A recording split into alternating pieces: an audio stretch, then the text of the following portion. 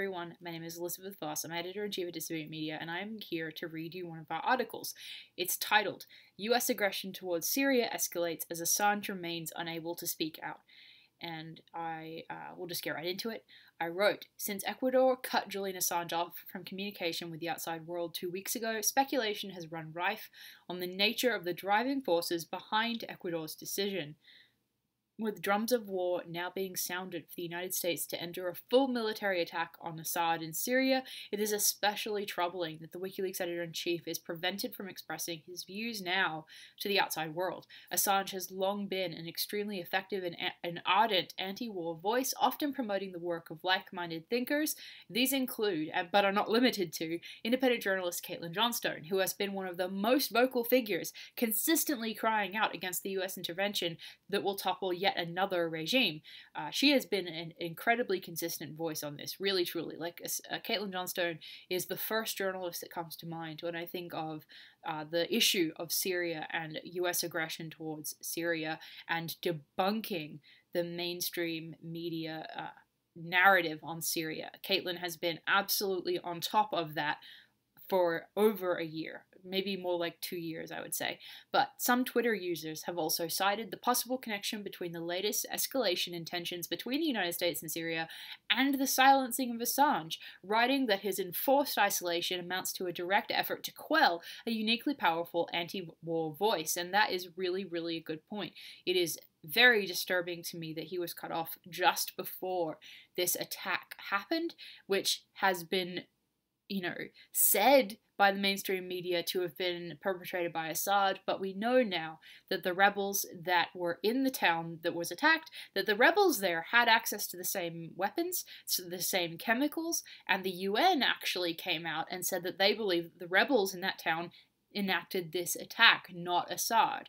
But that was all. That has all come to light since I published this article. So when this was written, we didn't have that news out there. But moving on with the article, though, President Trump tweeted that he said, President Trump said, quote, Russia vows to shoot down any and all missiles fired at Syria. Get ready, Russia, because they will be coming, nice and new and smart. You shouldn't be partners with a gas-killing animal who kills his people and enjoys it. And that is a huge turnaround from the 2013 Donald Trump, who seemed very anti-war, and very different to the 2016 Donald Trump, who also ran for president on a platform of getting us out of foreign, needless interventionary regime change type conflicts.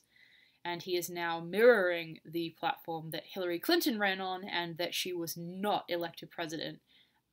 Partly because of. So, one can only imagine the type of reply Assange may have had to these recent events and tweets like that from Donald Trump, and his contribution to the social discourse on the matter is sorely missing at this time. In Assange's absence, it falls on all of us, regardless of political affiliation, to strenuously oppose regime change in Syria. While this writer is by no means an expert in geopolitics, and I really am not an expert in geopolitics or international affairs, that's not my field, but such expertise is hardly necessary to discern what calls to a let me restate that. While this writer is by no means, as I said, an expert in geopolitics, it is hardly necessary to be an expert in order to discern that calls to strike Assad's forces based on absurd allegations that the ruler was behind a gas attack against his people are utterly insane. So the point being that I think Jimmy Dore made this point too. Like, he's like, if me and Tucker Carlson can point that this is BS, then anybody can see that this is a ridiculous farce of an allegation that Assad gassed his own people.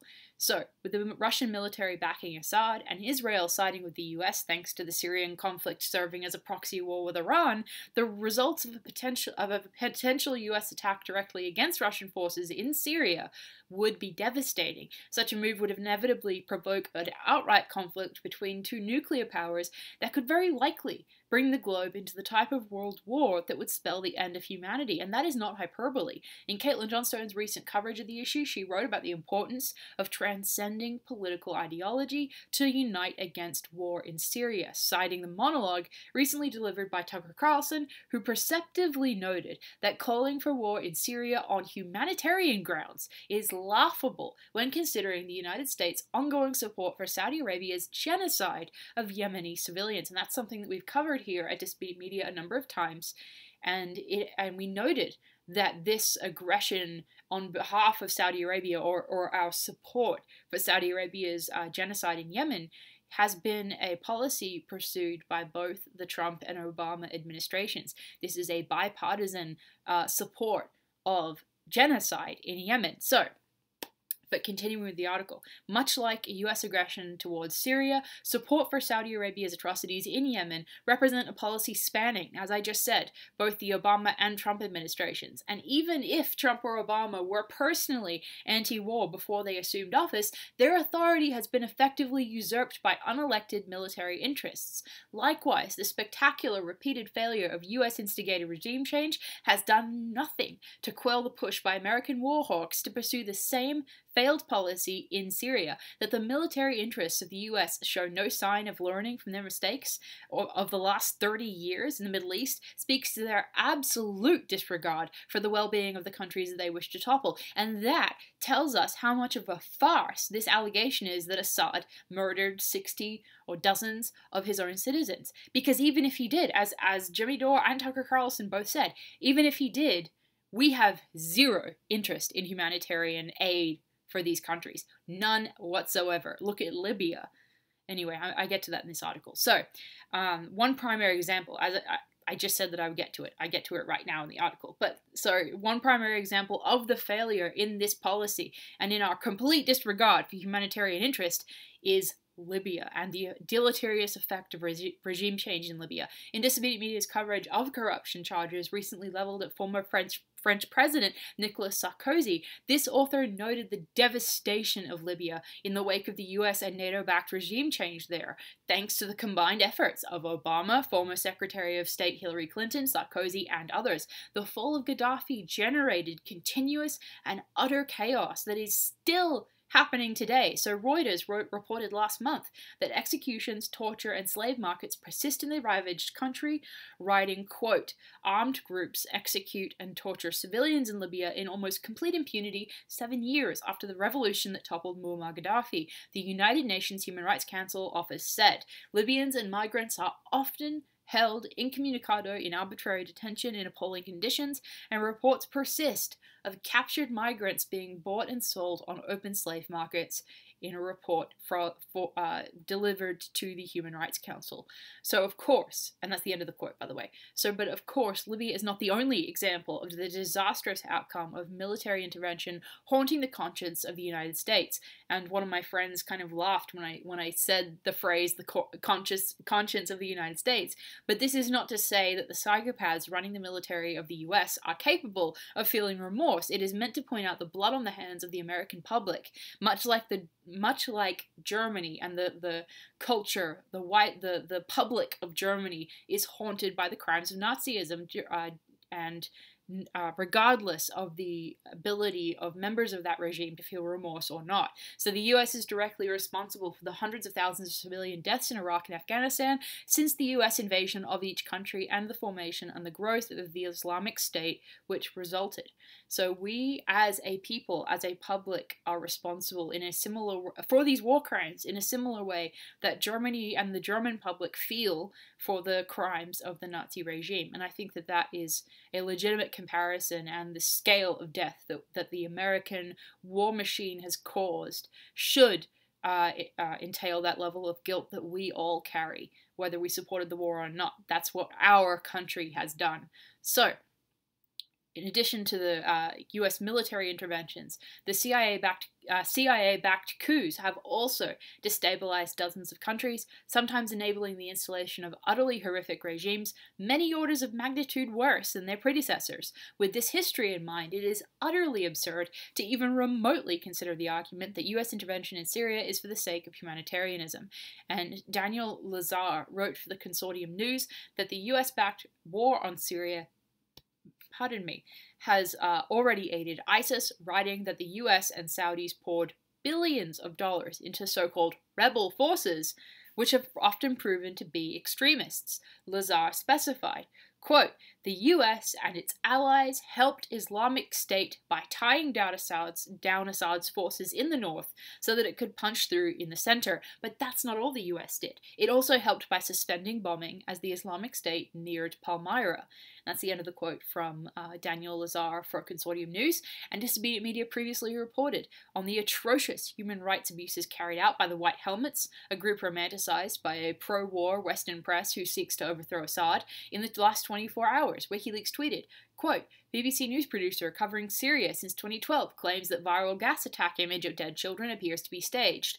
And since WikiLeaks tweeted Riyam Dalati's post, his account has been set to protected, which makes them unavailable for the public to view. However, the specific tweet in question was recovered through the use of archive services, and the comment reads, quote, pro-rebel activists appear to have staged the last hug photo. It went viral, claiming to show young victims of the Douma gas attack in their last embrace. Victims can be clearly seen on two separate floors in aftermath footage, placed in positions at the collection and identification point. And that's the end of the quote from that archived tweet.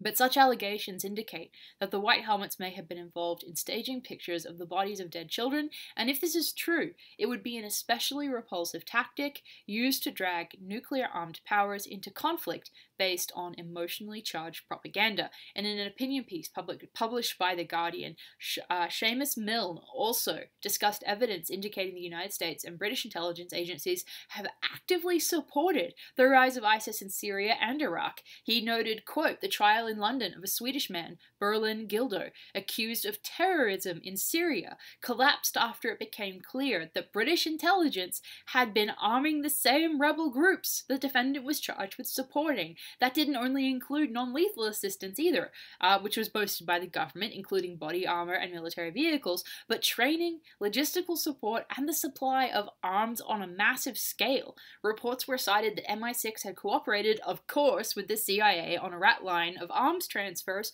from Libyan stockpiles to the Syrian rebels in 2012. After the fall of the Gaddafi regime." And that's the end of the quote from Seamus Milne. But think about that for a second. We toppled Gaddafi, we murdered him brutally, and we destroyed Libya, and then we get arms from Libya. The CIA and MI6 work together to have the rat line from Libya to Syria, which we're now trying to topple and destroy. I mean, how bad can you possibly get? Anyway, Business Insider also related that ISIS is now thought to be the world's richest terrorist organization, with an estimated $2 billion in funds, making it wealthier than several sovereign countries. Now, where do you think that money comes from?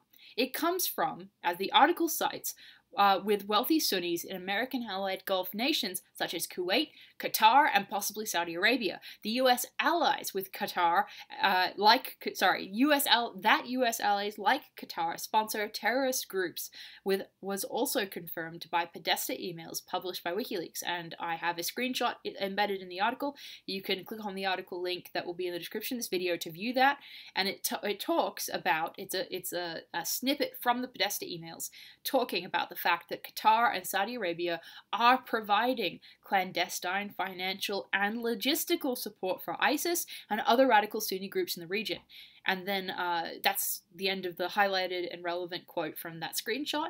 And the article continues. Some have argued that the United States' tolerance of and even support for ISIS, a Sunni group, stems from support and the effort to maintain friendly relations with Sunni power players, including Saudi Arabia. With a brutal and despicable action and the actions of ISIS and the US support for such terrorism in mind, it is abundantly clear that military intervention by the United States has nothing to do with humanitarian concerns. I don't know how many times that can be debunked, but it should be debunked by this point in the article so many times over. And prior to the rise of independent media and the existence of WikiLeaks, warnings from veteran intelligence professionals of sanity, which is a fantastic, amazing group of individuals and whistleblowers, and that goes by the acronym VIPS, and they often write with Consortium News. So please follow the work of Consortium News, because that is an amazing anti-war outlet as well. But they told us that the weapons of mass destruction narrative in 2002, 2003, when we were having the build up to the Iraq War, they were telling us as intelligence veterans that it was based on contrived and faulty intelligence. But they went unheard and unheeded because there was no alternative to the echo chamber of cable news. There was no strong independent media to get that word out, and as a result, millions of civilians in Iraq had their lives destroyed. And as a public that now has access to independent voices outside this cable news echo chamber, we cannot repeat the same evil by allowing ourselves as a nation to commit the worst atrocities imaginable under the sanctimonious battle cry of humanitarianism or democracy, and the destabilizing effects of externally imposed regime change and the absolute reign of terror imposed by the Islamic State in Iraq, in comparison with the relative stability preceding the toppling of Saddam, speaks to the partial nature of claims that such intervention serves to spread democracy or serves humanitarian benefit. As pointed out by Glenn Greenwald via Twitter, Trump's latest show of aggression towards Assad represents a horrifying mutation of his previous foreign policy positions. His most recent sentiments are identical to Hillary Clinton's rhetoric during the 2016 presidential race, and it's a big reason that she lost. The American people doesn't want more expensive and bloody foreign wars. That's why she lost. Anyway, sorry, I could go on a rant about that. It makes me angry. But, so what will happen if Trump enacts the same suicidal and insane foreign policy advertised in 2016 by Hillary Clinton? Well, Rick Sterling wrote, again with Consortium News, an amazing, amazing outlet, that those who want to see the United States enter into the outright war with Syria are the sole beneficiaries of sensational media coverage about a chemical weapons incident, and on the possibility of such actions pulling the globe into an irreversible vortex of world war. Sterling deftly observes that, quote, the situation is clearly fraught with the risk of sliding into international conflict between the two biggest nuclear weapons powers, with all that that implies. Civilization itself is being put in peril so that the West can continue supporting sectarian armed groups seeking to overthrow the Assad government in violation of international law and the UN Charter. So behind the scenes, there is an entrenched foreign policy establishment determined to maintain and reclaim US unilateral leadership of the world. American leaders fear that the US is losing influence, prestige, and power around the world. So Israel and Saudi Arabia are seeing their designs on regional dominance failing. And that is the end of the quote from the amazing Rick Sterling, who wrote with Consortium News. I will just finish reading this to you all. So, that Trump's administration has mutated into the same destructive agenda championed by Clinton is yet more evidence of the unelected power structure running US foreign policy, one that obviously has no term limit and which writers like Sterling in Consortium News cite as the entrenched foreign policy establishment. Meanwhile, one of the most effective anti-war voices in our generation has been silenced thanks to Ecuador cutting Julian Assange from contact with the outside world. This decision is unacceptable not only because it is a gross violation of Assange's human rights personally, and also a breach of the Ecuadorian constitution, but it also prevents Assange voicing fact-based arguments against this pending war in Syria. Wikileaks recently tweeted, quote, Russia, 3 weeks before alleged Syrian gas attack, Syrian rebels are planning to stage a chemical attack. So Wikileaks is the source of truth on this issue. But now more than ever, the public needs to hear the evidence backing anti-war voices if we are to have any hope of avoiding the destruction of yet another country via regime change and the possibility of a disastrous conflict between the US and Russia. We must collectively voice our dissent against the pro-war narrative pushed by state propaganda and spouted by corporate media, and our support for the enfranchisement and freedom of Julian Assange, because it's not just that, people like Jimmy Dore or me or Tucker Carlson. The issue isn't just that we're saying that this is wrong and we shouldn't do it. The power of Assange's words are that he uses evidence to back what he says. He brings up the evidence that counters this establishment pro-war narrative. And that is why he is so crucially important at this time, and that is why it is especially shady that he has been silenced so recently. So, as Julian Assange famously said, if wars can be started by lies, they can be stopped by truth. In this sense, the inability of Assange to speak right now seems to be a direct attempt to stifle the truth, which might help prevent the obliteration of Syria. And that is the end of the article. I appreciate all of you who support Disobedient Media and what we do. We are, as an independent media outlet, these are the types of stories that we exist to write about. And so, but if you want to support Julian Assange, please go donate to Wikileaks, buy from the Wikileaks shop, donate to his legal defense fund, all of which I will link in the description of this video. Don't be silent. Retweet Wikileaks, retweet media that is anti-war and that is pro-Wikileaks, and we will continue to show the establishment that we won't do what they say and we won't support their BS war anymore. We won't be misled like we were in 2003. So, thank you so much. If you want to find me on Twitter, I'm at Elizabeth, Leavos. Disobedient Media is on Twitter, at Disobedient News, and all of my colleagues are on Twitter, and you can find all of our work there, and obviously on disobedientmedia.com. So thank you all so much, and I hope that Assange will be able to speak his mind very soon. Thanks, bye.